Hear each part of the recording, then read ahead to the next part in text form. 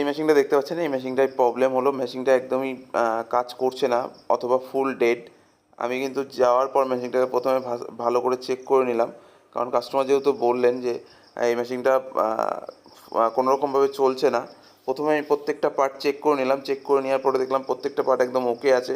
ওকে থাকার পর আমি সুইচ দিয়ে দেখলাম, দেখুন সুইচ দেওয়ার পরে দেখুন কোনো রকম কোনো কিছু রান হচ্ছে না। তার কারণে দেখুন এই এমসিবিটা পড়ে গেছিলো, যার জন্য কিন্তু মেশিনটা কোনো রকমভাবে রান হচ্ছিল না।